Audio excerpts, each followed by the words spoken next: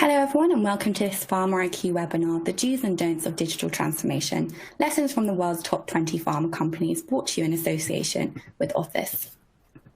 Today I'm joined by Dr. Michael Moskal, Director of Operations at OSTHUS, to explore how to roll out next generation data strategies to give you a jump start in your transition to a data-centric organization.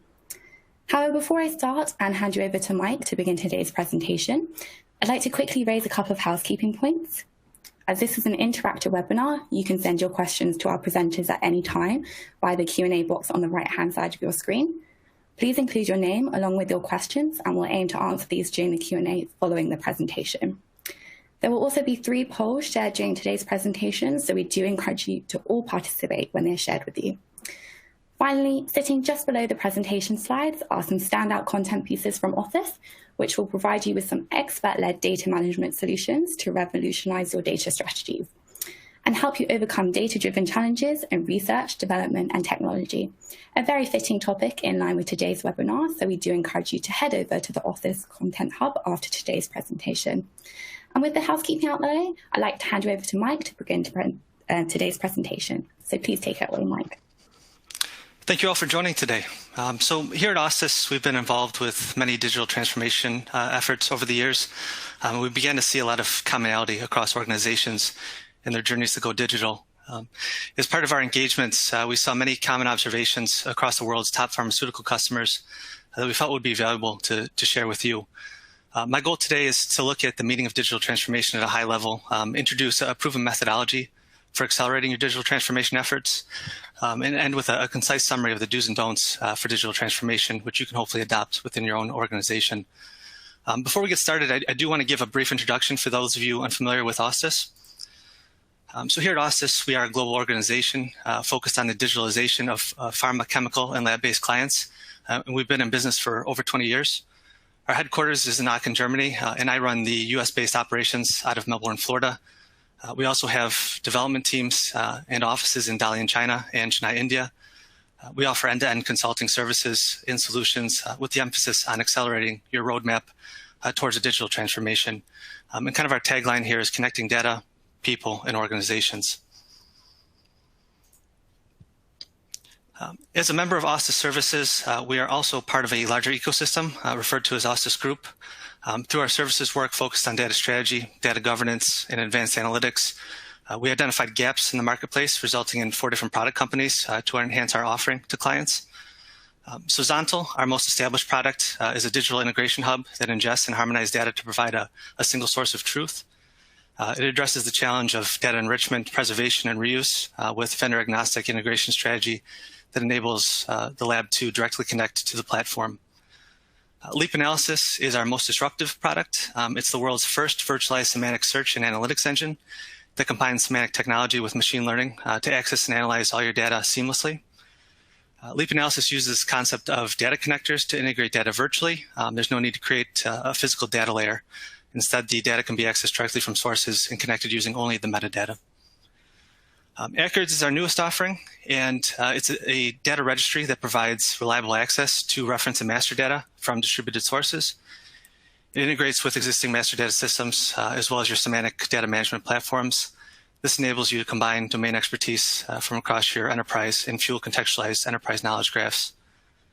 And lastly, Commantix developed an infrastructure to enable integration of chemical structures into big data approaches and opens up access to any chemical data in a semantic framework.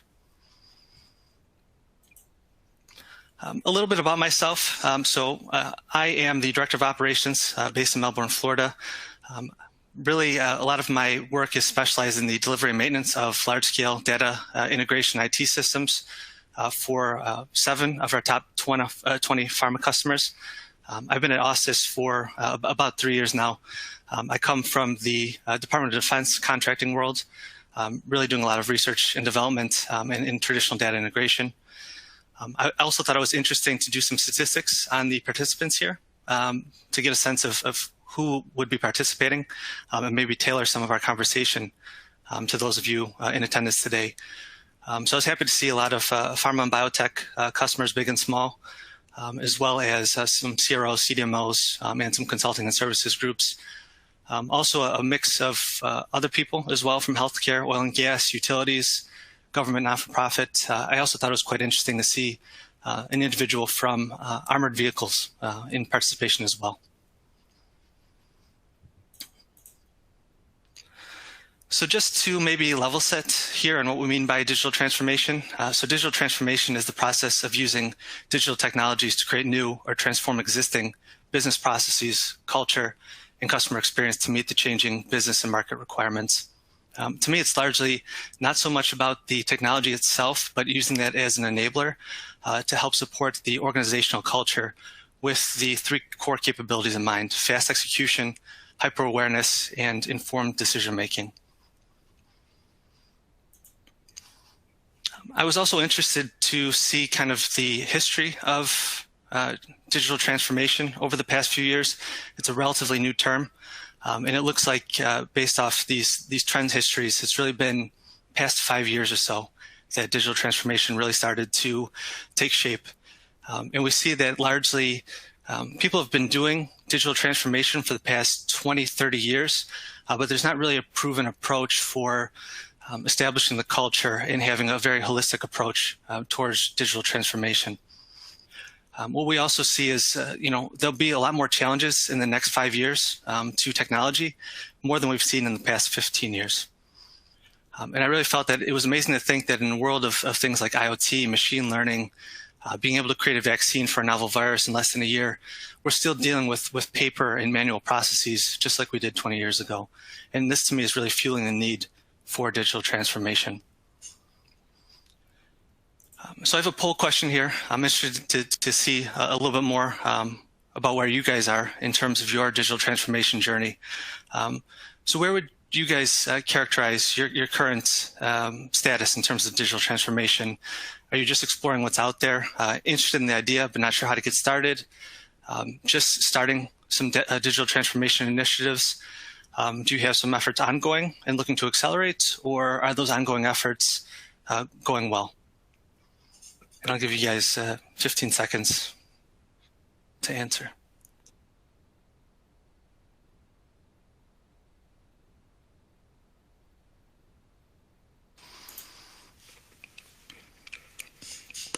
So this is about what I expected. So looking at the large set of results, the efforts are ongoing and looking to accelerate. This is very common across the organization. In many ways, looking to accelerate, it's very difficult to provide some structure to your digital transformation journey. We have an approach that we can share with you, and hopefully this will give you some good insight into how you can accelerate. In particular, for those of you just getting started, I think there's a lot of due diligence you can do up front to save you a lot of cost and avoid some of the common pitfalls moving forward.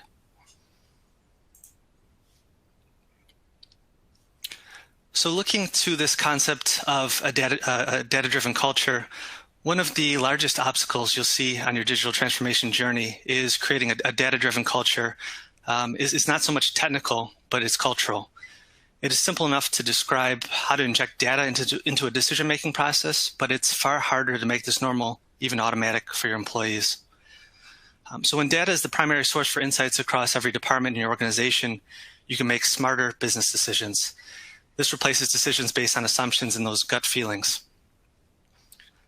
Additionally, discovering new trends and pinpointing leaks in your customer funnel to act more effectively with data-driven insights into your entire customer journey. And you instill that trust and commitment for all members of your organization to collaborate fluidly with transparency based on shared metrics with data at their fingertips.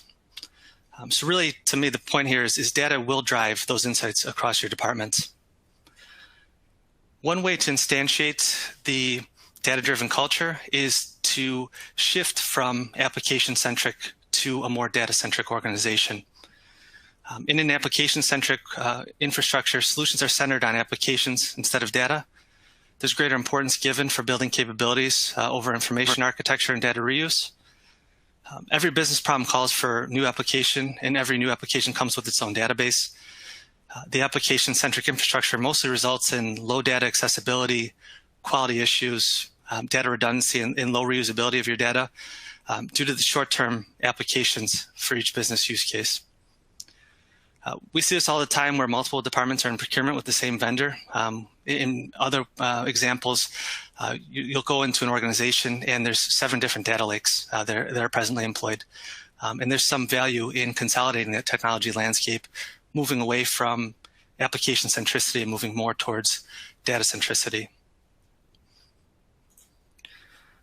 Looking at data-centric approaches, this refers to an architecture where data is the epicenter and considered a permanent asset where applications come and go.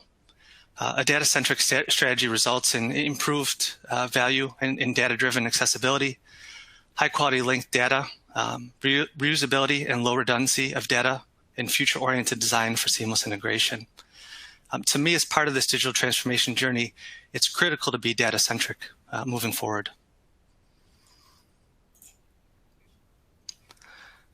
I did want to share a few anecdotal digital transformation vision statements. So these are a few vision statements that I've paraphrased that we've seen across some of the top pharma organizations. To me, this really speaks to data centricity and data-driven culture. So the first one is the digitization of laboratories across R&D and biologics production to synergize laboratory activities globally across functions, using data to enable advanced analytics. The second one's probably my favorite, to double R&D productivity while improving the depth of understanding for curing diseases and to improve therapies for patients. To me, this is a very tangible goal, sets a very clear vision, and is actionable immediately. And the last one, the creation of a transparent, robust architecture that seamlessly manages data from capture to consumption in a consistent manner to facilitate reuse and maximize the value of data as an asset. To me, this really puts data centricity at the center of this and a data-driven culture as the main driving factors for this digital transformation. I'm sure many of you are familiar with this concept of FAIR in adopting these guiding principles for your organization. FAIR in general refers to 3 types of entities: data, metadata, and infrastructure. To me, a lot of the emphasis is on data these days, but it is also inclusive of your metadata and the infrastructure as well. So when we speak of findability, to me that means that data and metadata are easy to find by both the humans, those that are going to use the data, as well as the machines, the systems that are hooked into the architecture. When it comes to accessibility, maintaining access and control protocols for querying data are very explicit for both those humans and machines. Interoperability speaks to data being interpreted so that it can be automatically combined with other data. This is largely one of the biggest challenges we see is we have such a wide variety and veracity of data that it's tough to actually combine the data together. Reusability is maybe the least tangible out of this. So ensuring that the data and metadata are sufficiently well described, allowing reuse and reproduction. So as studies are executed or analysis is conducted, reports are generated, ensuring that that gets fed back to the organization such that others can use that. I have another poll question here. So which of the following is your organization's biggest digital transformation challenge? And this captures some of the challenges we've seen with other organizations. In some cases, we'll see cultural resistance to a new strategy. There's also internal politics across departments. In many ways, there's some individuals or groups that lack digital literacy across the organization. We deal a lot with legacy systems, and that outdated technology is still very anchored heavily within the organization, or quite simply, you don't know where to start.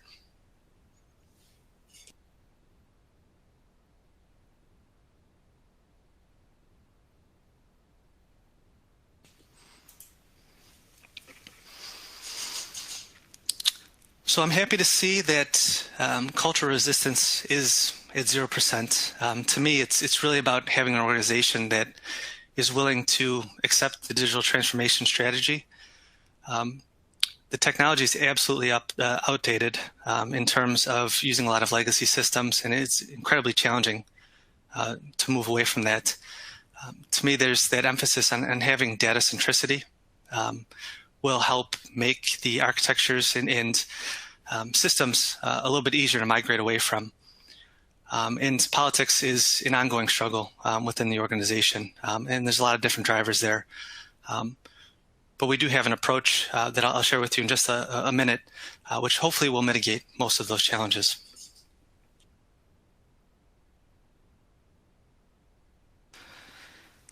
So largely, there's not much structure given the newness of digital transformation.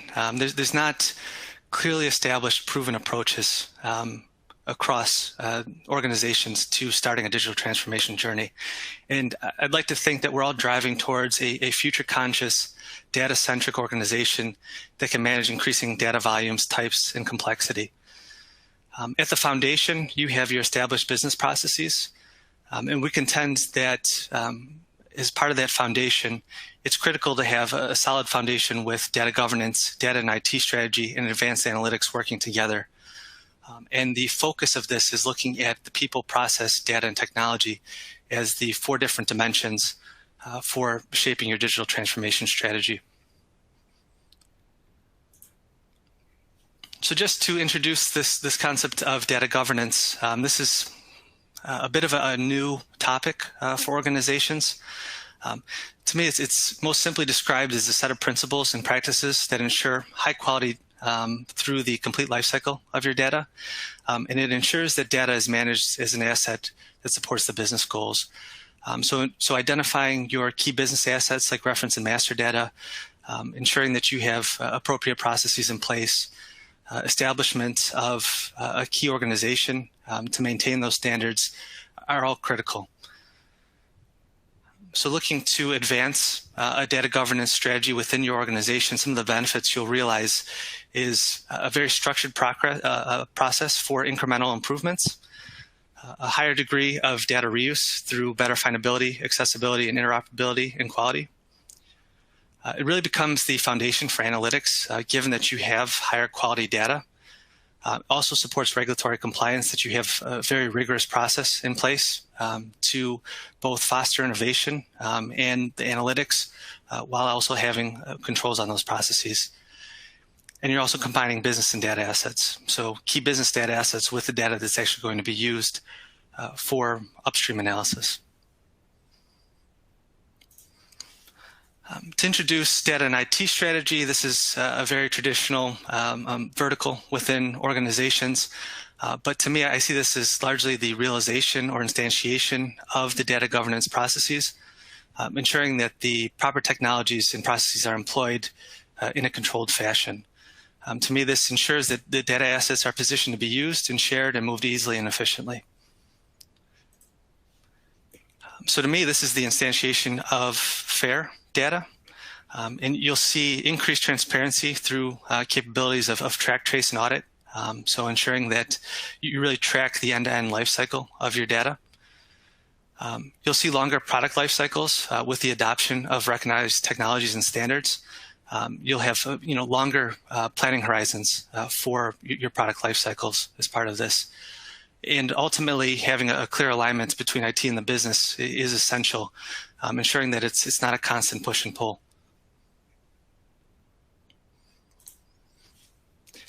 And we speak to advanced analytics. To me, this is probably the most exciting, yet least tangible efforts in the digital transformation. This is largely where we see the new derived value as a result of increased availability of data, high quality to scientists and decision makers. So to me, things like in silico experiments, bridging in silico, in vitro, in vivo, moving to more prescriptive analytics, BI dashboards, business intelligence dashboards, are all key drivers to ensuring that you have good architecture, strong governance. But as you see the increased quality in the data from the architecture, data strategy, IT, data governance, you'll see an increased quality in the analytics. To me, this results in shorter timelines and improved confidence when making decisions. So you imagine if you can make a decision on your drug pipelines and shave off a few months in terms of your decision process, you will save a significant amount of money in advancing those decisions. You'll see increased productivity and collaboration of key personnel. They're not going through and trying to find data, trying to access the data and get it into their analytics platforms.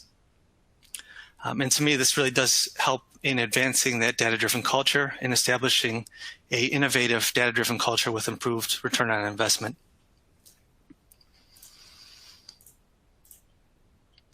So here at OSTHUS, we believe so heavily in this interpretation of digital transformation for our pharma and life science partners that we position verticals in offerings around data strategy and IT, data governance and advanced analytics. To me, I have a few colleagues that are experts in the data governance and advanced analytics space. So by all means, feel free to reach out to me and I can get you connected if you're looking to start up data governance initiatives or any additional advanced analytics initiatives within your organization.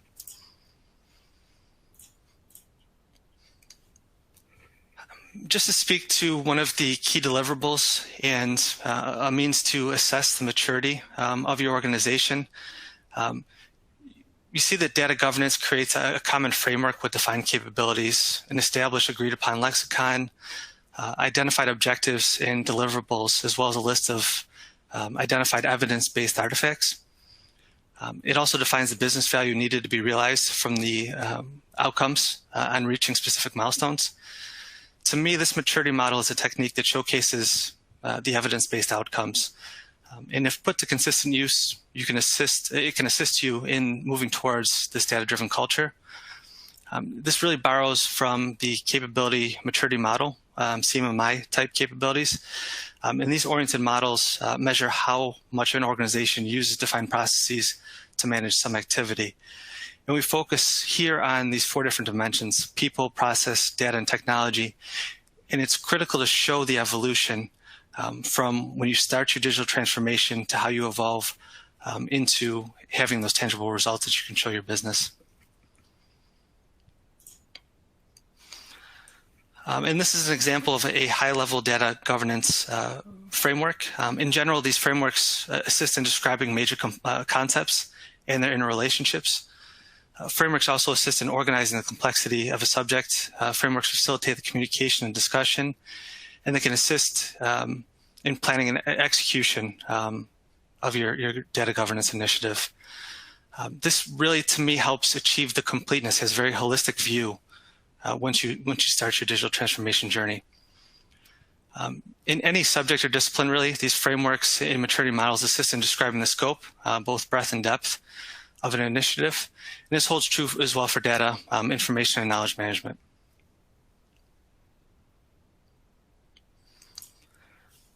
One of the key artifacts early into your digital transformation journey is kind of this concept of a high-level architecture layered in with the business and the different data model concepts.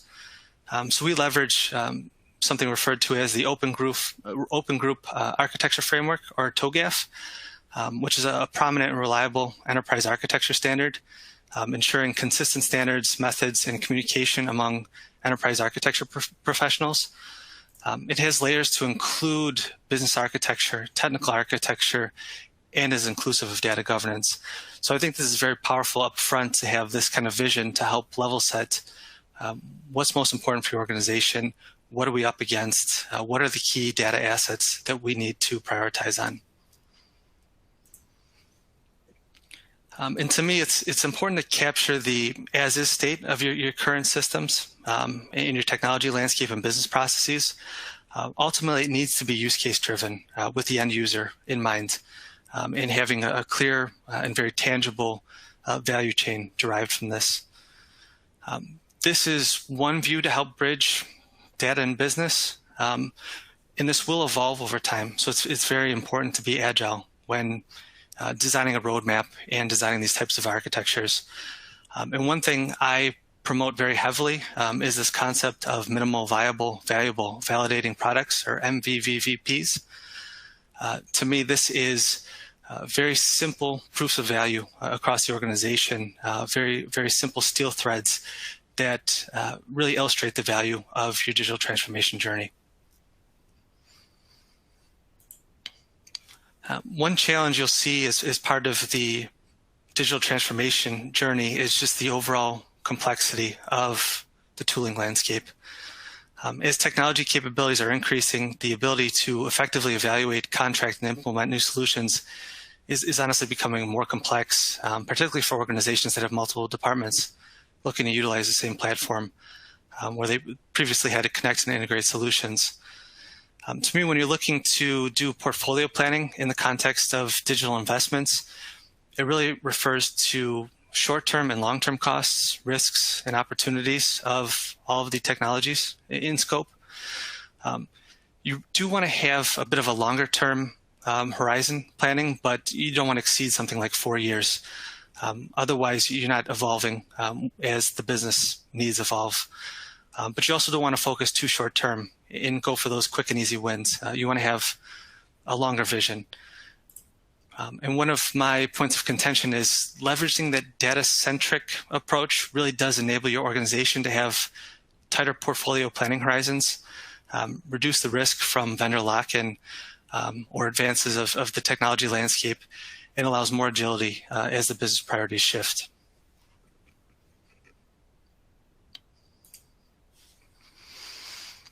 So looking back at data governance, data and IT strategy, advanced analytics, or all of them inclusive, which initiative would you feel provide the most value to you and your organization?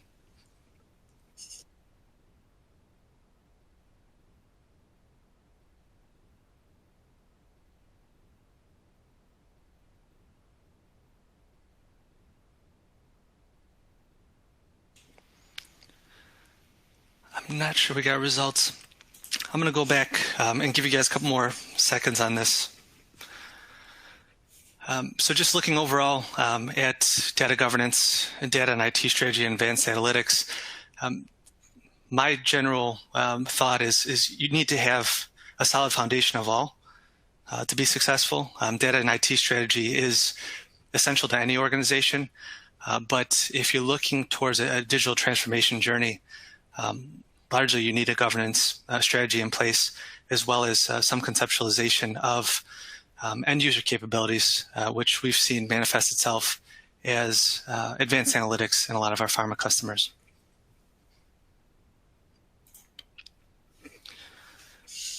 So I'm happy to see all of the above was chosen, and also see maybe a little bit more of a preference towards data and IT strategy. We won't ever transition away from having a strong data and IT strategy. The data governance pieces and advanced analytics are a little bit newer to some organizations, but to me, that's where you see that longer term value really realized.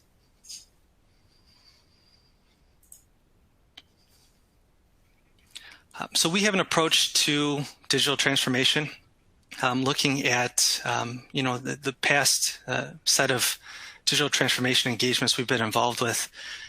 Really, to me, it starts with defining the business need, and this comes from upper management. And typically, there's a small budget set aside to start this digital transformation journey. And as I mentioned before, having that vision is key to help align IT, the business, as well as the end users as to what we're actually trying to accomplish as part of this digital transformation journey. From there, it's very critical to identify and organize and motivate key stakeholders. People are one of the most variable pieces in this digital transformation journey. So ensuring that there's proper checks and balances. You've got very talented individuals associated with this journey, really make or break a lot of these digital transformations. From there, when you have this high-level vision, it's not necessarily tangible when it comes down to IT or the analytics capabilities or governance. So it's important to translate that vision to more tangible goals and metrics for your departments. And also focusing on guiding principles. So looking at both the strategic and technical principles, certain things like adopting FAIR, vendor agnosticism, things of that nature are critical in holding true to those as you evolve your digital transformation. And the focus, again, is on people, process, data, and technology. From there, it really gets into an operating model and communication plan. I think it's very essential to have constant check-ins with the business and the key stakeholders to ensure that there's not a strong deviation from the vision. And if there is, ensuring that there's appropriate justification for that. From there, we can split into relevant work streams and execute and deliver. Also looking at the work streams, I highlight a series of deliverables or initiatives you can undertake for data governance, as well as data and IT strategy and advanced analytics. To me, there's a key set of deliverables that you're driving towards. Most importantly, when you get started, I see that as is assessments, so understanding where you currently are within your organization and program, identifying what can be reused and what do we need to improve is essential. I come into a lot of these consulting engagements, and it's very difficult to synchronize across departments and to standardize a consistent vision on where do we currently stand. Additionally, looking at an implementation roadmap with tangible milestones and deliverables, this is one of the most essential deliverables, with the understanding that this roadmap will always evolve, but it also needs to include some short-term proof of value or MVP targets to motivate the team, show tangible results, and mitigate any risks to your digital transformation up front. The key here is if you're going to fail fast and mitigate those impacts, and be able to adjust your roadmap as the business and progress evolves.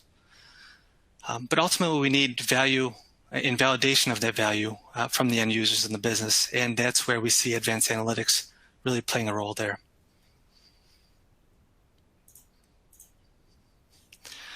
We offer a visualization of a three-phase delivery model, incorporating the assumption that the business need is defined already, and the vision for the digital transformation is set. I want to focus on the early phase, the 0-1 of this delivery model, because this is where you see the largest return on investment by laying the foundation for years to come. The point here is you need to slow down, get organized, understand the challenges, and prepare your organization for this digital wave. This is not really a one-size-fits-all approach to jumpstart a digital transformation, but honestly, it's pretty close. This is a very common approach that we've seen taken across a lot of our customer base. But for those of you that are just starting your digital transformation journey, there is an enormous amount of value just getting organized, taking the time to put in some due diligence before you get to phase 2 and phase 3, where it really comes time to ramp up and evolve your digital transformation journey. To me, there's different work streams, and you do want experts associated with data governance, data and IT strategy, and advanced analytics working together. They're driven by business use cases, very clear requirements, decomposition, constantly translating that vision to understand the future desired end state, understanding the business goals. And from there, you can effectively establish a blueprint focused in business value, your governance needs, as well as the implementation pathway moving forward. The phase 2 piece is largely where we see a significant uptick in terms of involvement from the organization. The phase 0-1 team can be a small tiger team, 10 to 15 people that are really shaping the future. When it gets to phase 2, you'll see a ramp up in many cases where there's 200-300 people involved across this program, and it gets very complex.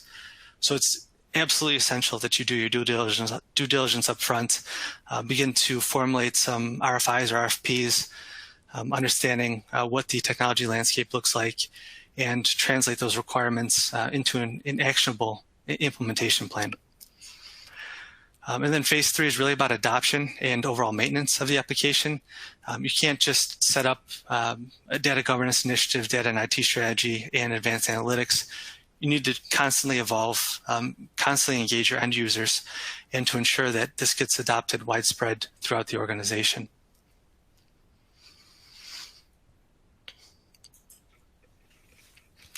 So as part of my promise to you guys, I do want to highlight a lot of these do's and don'ts of digital transformation, and I'd be happy to have more of a discussion around this.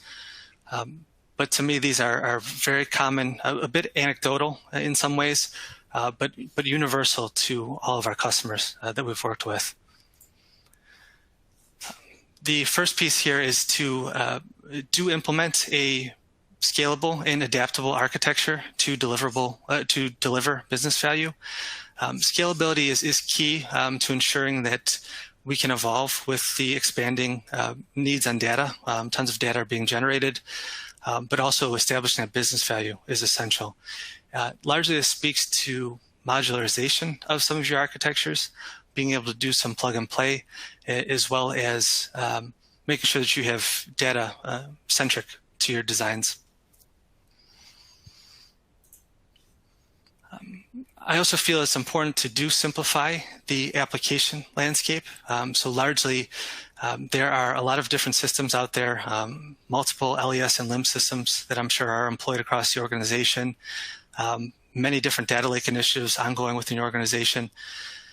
To me, it's about, instead of focusing on all of these different platforms and building very department-specific capabilities, look to reuse what's out there, adopt these different technologies more at the enterprise level, and communicate with your wider organization to ensure that there's an alignment with a longer-term strategy to simplify that application landscape. Another thing is to consider the end-to-end lifecycle of data flow in systems. To me, there's a lot of issues with data duplication, and this really poses challenges to track, trace, and audit capabilities and regulatory requirements. You'll see data's a bit all over the place, stored in multiple systems.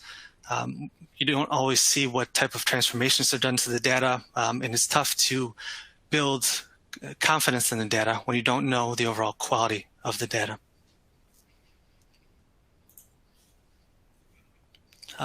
Do adopt recognized technologies. So as I mentioned on that tooling slide, there are tons of different solutions out there that are very compelling. And some are very innovative, but maybe not as well established. I'm of the mindset it's not worth it to take the risk typically up front.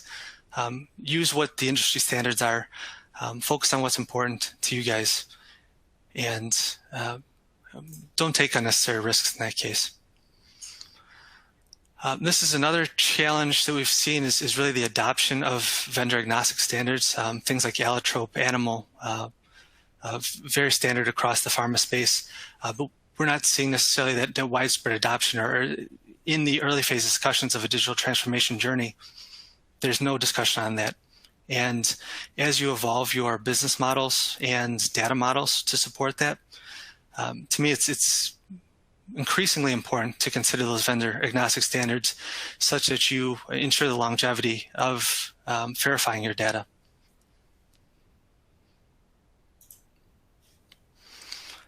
This is largely another challenge that we see is implementing a decoupled interface to avoid point-to-point interactions. We see a lot of different systems being employed across the organization, and there's a lot of custom development required in maintenance as well to support the connection between those systems. So, as new firmware versions come out for your equipment, new software upgrades occur, it ends up breaking a lot of those integrations, and it results in a lot of rework in terms of just keeping those systems maintained. This is why we see a bit of a trend towards technologies like virtualization. There's the more traditional approach for more of an enterprise service bus or service-oriented architectures. But to me, it speaks to the modularization of your architectures and ensuring that you can shift as the architectures and the technologies change. I think IT is largely a underutilized asset within the organizations. So when it comes time for infrastructure, building data lakes, things of that nature, do leverage the in-house expertise that you have.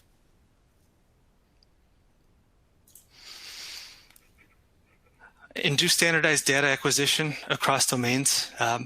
We've seen a lot of initiatives where they want to leverage similar technologies. And it's important to have at least some degree of communication across the different domains and different departments. Looking at the different processes for how you do that is a key cost saver and cost driver. In my mind, it's very complex to keep this very well positioned in a way that all of the departments are aligned moving forward. Looking to some don'ts, I really see a lot of organizations falling into this sunken cost fallacy of legacy systems. And many of you mentioned that the technology is outdated. There comes a time and there's a certain threshold that you need to employ within your organization to kind of break the chains and consider new technologies and really advance the overall transformation of your organization. And sometimes your digital transformation efforts won't be as successful as you would have hoped. And there comes a time where you may need to reset your vision as well. Don't wait to start discussions around procurement, GXP, QC, and security and data privacy. Typically a lot of these early phase engagements don't consider these later phase concepts. And when it comes time for rollout, these procurement discussions, often take months. GXP compliance adds an additional 30% historically to your budget. And security and data privacy is key if you're going to be successful in having a successful platform. So do this stuff up front. Otherwise, you end up backloading a lot of that investment, and it really does impact a lot of your timelines. Assuming you've adopted the FAIR principles, I don't think there's much of any room to compromise on that. Making sure data is findable, accessible, interoperable, reusable, there's no argument against that in my mind. And grounding yourself in those principles are fundamental to that cultural shift that we're looking to employ across the organization. Don't accept misalignments between IT and the business. It's a constant push and pull. Business is always trying to push for more aggressive timelines. And I hear, IT's having a hard time delivering on those proposed timelines. Both IT and business are working together for a common goal. And as part of the steering committee establishment, data governance processes, to me, this really does help align IT and the business such that they share a more common vision and are steering together towards those common goals. Don't underestimate the value of continuity of the digital transformation team. So you'll see a bit of an evolution of the digital transformation team as you progress through the different phases of digital transformation. What I see is human error is very centric to some of the challenges faced by digital transformation.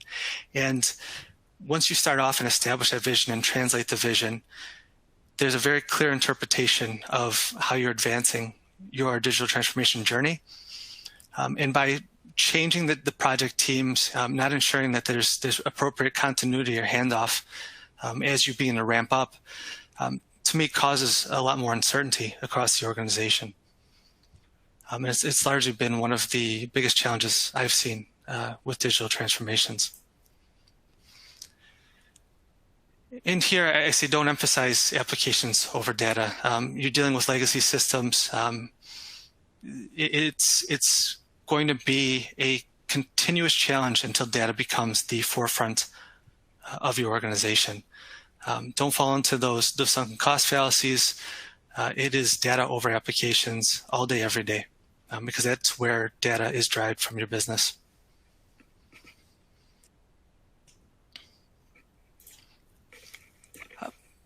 So that's my talk. I really do appreciate your time. And before we get to questions and answers, I really do want to thank you all for taking the time out of your day to listen to my talk. I'm sure I rushed through a lot of content, and there's a ton of content I threw at you. But honestly, there's plenty more to discuss, plenty more interesting slides and content and concepts we have. Please do reach out to me via email directly or connect with me on LinkedIn if you'd like to talk more. I'd love to hear more about your digital transformation strategy. maybe give some pointers. Honestly, if you just want someone to talk to during this pandemic, happy to have you reach out to me. If I don't get to your questions today, shoot me an email right after this presentation, and I will make sure I answer you today, and maybe we can set up a quick meet and greet. I also have a handful of experts, enterprise architecture, data governance, and data science that I can get you connected with as well. But with that, thank you again, and I'll hand it over to Emily for some questions. Perfect. Thank you so much, Michael. That's some great insights shared there, and a great overview as well of the do's and don'ts. Thank you also for everyone who's been sending in their questions. Please do keep them coming, and we'll, Michael, trying to answer them as many as possible in the time that we have left. But as he mentioned, please feel free to reach out to him directly via email, and on LinkedIn. Those contacts are available on the console page as well. Michael, just to dive straight into the first question that we have coming in then, what, in your opinion, what is the biggest challenge to a digital transformation? Sure. And to me, it's quite simply described as people. Looking at digital transformation in these large-scale projects, it's near impossible for a single person to fully comprehend what the overall approach is and all of the subtle but critical nuances to a digital transformation. To me, there's too many cross-functional dimensions to properly translate the business need from executive leadership down to those executing the vision. More so, constructing a proper transformation team really takes some effort to avoid losing the vision from human interpretation. A lot of this, in my mind, can be mitigated up front by establishing lean processes, creating things like a RACI matrix, identifying the roles and who's accountable for what, and having that established steering committee sessions to potentially take corrective action on a routine cadence there. Perfect, thank you. One of our attendees has just mentioned, I don't see change management, for example, communication, education along the way for full organization in the 8 do's that you mentioned. What is your standpoint on this? He would like to know. Yeah, and I think in particular, change management is something that really does kick off in the beginning of the kind of early phase management of your digital transformation. And I can maybe jump to this slide real quick. To me, that's something that needs to be handled up front and having established processes as well as clear vision as to how that evolves into product lifecycle management as well. What are the other dimensions, Emily? He mentioned communication and education all along the way for full organization. Okay, and I largely see things like education is something that happens naturally as part of this, is part of our strategy in general. We come in with a lot of lessons learned from organizations, and we embed ourselves with a lot of the individual product teams and share that knowledge. One of the benefits to kind of these engagements as well is if you have the right people within your organization or you partner with the right vendor, you can get the appropriate introductions to other pharmaceutical customers or other companies like yourselves and have kind of these knowledge transfer sessions. I really don't find the pharma space, especially in the IT domain, to be all that competitive, us versus them. It's very, very much collaborative. And I do agree maybe it should be explicitly stated as a do's and don'ts. But education is really something that happens up front, but it happens kind of from a ground roots, ground up approach there. Perfect. So this question you've already kind of integrated your answer into this question already, but one of our attendees have just asked, what is the main focus of change management in phase 1? Is it more the people or the technology? Yeah, so it's largely the people up front. So establishing the steering committee, and there's honestly a slide I left out, but looking at the overall engagement team and having a high level stakeholder layer on top of that, having a very clear program or project leadership, and then getting the right domain experts and IT experts together. You do need to capture kind of the as is, where do we currently stand? And then when it gets to maybe phase 2, the emphasis gets into employing those change management strategies for technology from what we've seen. But the emphasis is really more upfront on people. And we start with some technology concepts later on in that first phase, typically. Okay, thank you. So from your perspective, in terms of for non-IT stakeholders, what is the key to engage them in the journey of digital transformation? Okay, and to me, this gets into a lot of ways of having some form of end-user representation. And we'll see some of the department leads or even some lab informaticians embedded with our team. They're at least in different sprint demos or quarterly business reviews with us. But I would love to see a lot of the IT leads and others throughout this digital transformation journey actually go to the labs, actually walk through some of these analytical workflows. It's one thing that I see is honestly, it's a huge disconnect between the IT goals and what's actually happening in the laboratories. So really having that grounding there is essential. And there's often some end user forums that we can establish where we ensure that what we're doing actually aligns to their goals. I mean, we build these very complex architectures, and not all the time do we see that value realized through the end users. It sometimes makes their life slightly more complicated, or there's an extra step in a form or process that they used. And to me, that's a huge disconnect that we need to avoid. So having the appropriate BAs that understand what people are doing in the laboratories is key, but also getting those in the laboratory, at least in some ways embedded, and validating the approach is essential. Perfect, thank you. Detailed answer there, which we love to hear. So unfortunately, another attendee says, unfortunately, different organizations use different platforms. So how can collaboration and integration be achieved in this case? Yes, and honestly, I've seen a lot of commonality with a lot of LES and LIMS systems, as well as things like equipment control software. So to some degree, there is some degree of commonality. It's more of how do you wire the data together, and why are you wiring the data together? To me, you can align most simply on the vision and looking at what commonalities you have across the different organizations. Some organizations are more R&D focused, others are more manufacturing. Focusing on the data, I think, is key, and you'll have very similar concepts across data IT strategy, data governance that are agnostic to tooling. Things like advanced analytics, that's very much end user focused. So quantifying those metrics, understanding the challenges that those organizations face and how they've approached it is a good start. You can also see some of the strategic and technical principles that have been adopted across those organizations, borrow those for yourselves, not concern yourself as much with the technology, but there may be some implementation specifics that need to be mitigated, and ensuring that you have the right architects to interpret the differences might be a very simple mitigation for that. Perfect, thank you.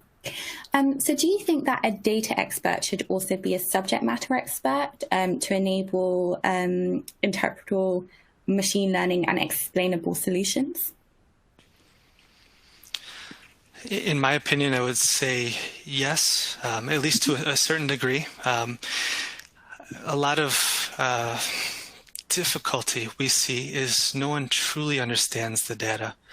There's a very few people that really understand what needs to be done to get data from point A to point B, what the key structure needs to be for the data, and where the value typically lies. To me, those data engineers or data experts would hopefully have some insight, and maybe they don't understand the data in its rawest form as well, but they know how the data is going to be used. And to me, that drives the analytical insights that the organization is driving towards. And to me, that's honestly one of the most important pieces, is understanding how the data is going to be used.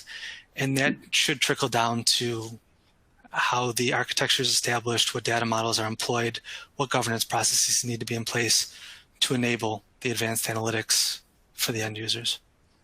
Perfect, thank you. So we have time for just one last question.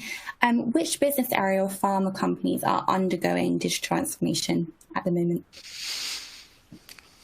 Okay, and I can give maybe a localized view from what I've seen as of late. Quite a bit of CMC, or chemistry, manufacturing, and controls has definitely been a hot topic when it comes to digital transformation. Manufacturing in general, looking at upstream and downstream activities. Also see quite a bit from quality, looking at quality assurance and quality control. Touching a little bit on validation and regulatory affairs. R&D, while driving a lot of that innovation, tends to be a little bit more hesitant in investigating the digital transformation concepts. I feel that they operate a little bit differently, but we do see that maybe in a different context quite a bit. So it's quite widespread, but definitely in the later stages of the pharmaceutical environments. Perfect, thank you. So with that, we've actually come to the end of today's presentation. Thank you so much, Michael at OSTHUS, for sharing a brilliant, insightful presentation there and some great advice and information shared throughout. If you like what you heard today as well, make sure you sign up to OSTHUS's session at Smart Lab Digital 2021. The link to the sign-up page and the full agenda is in the resource center just below your presentation. This session will be available on demand very soon, so please share it with any of your colleagues who are unable to join us today. And with that, it concludes today's webinar, and we look forward to seeing you again very soon. Thank you again, Michael. Thank you all, and happy Thanksgiving. Take care, guys.